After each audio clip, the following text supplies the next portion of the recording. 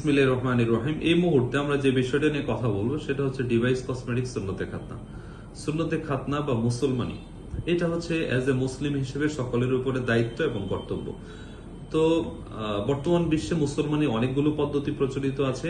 তো আমাদের এই পদ্ধতিটা হচ্ছে আধুনিক এবং নিরাপদ। আমাদের এই পদ্ধতিটা টোটালি পেইনলেস। এটাকে ডিভাইস কসমেটিক মুসলমানি বলা হয়। অর্থাৎ এই মুসলমানিতে একটা ডিভাইস ব্যবহার করা হয়।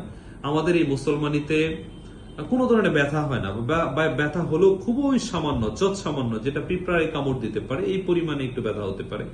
তো এই মুসলমানিতে কোনো সেলাইয়েরও প্রয়োজন হয় না, কোনো ব্যান্ডেজেরও প্রয়োজন হয়, কারণ এখানে একটা ডিভাইস ব্যবহার করা হয় এবং এই খাতনায় চামড়া কাটা হয়, অতিরিক্ত চামড়াটা কাটা হয়, কিন্তু অতিরিক্ত কোনো রক্তপাত হয় না, যেটা 1 or 2 ড্রপ, 1 থেকে 2 ফোঁটাও হতে পারে।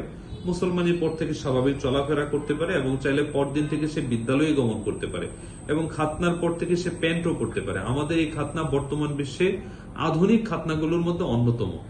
এই জন্য ডিভাইস কসমেটিক সুন্নতে খাতনা সেবাটা আমরা আলহামদুলিল্লাহ লম্বা সময় থেকে দিয়ে আসতেছি। এখন পর্যন্ত আলহামদুলিল্লাহ 1000+ খাতনা হয়ে গেছে। এই ডিভাইস কসমেটিক সুন্নতে খাতনায় প্যানিসের লুকটা আসে অসাধারণ, যেটা একদম স্বচ্ছ এবং সুন্দর থাকে। এবং এই খাতনায় যদি নুনু ফোটানো না থাকে, এরপরও আলহামদুলিল্লাহ খুব সুন্দরভাবে খাতনা হয়ে যায়। অনেক অভিভাবক আছেন যারা চিন্তিত নিজেদের বাচ্চা কাচ্চা নিয়ে, যে আমার বাবুর তো নুনু ফোটেনি, তো কিভাবে খাতনা করব।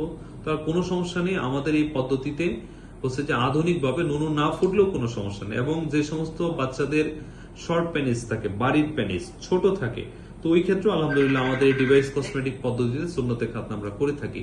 এজন্য আধুনিক সুন্নতে খাতনা সম্পর্কে জানতে এবং আধুনিক সুন্নতে খাতনা সেবা নিতে আমাদের রাইসা হেলথ সেন্টারের সাথেই থাকবেন। আপনাদেরকে ধন্যবাদ।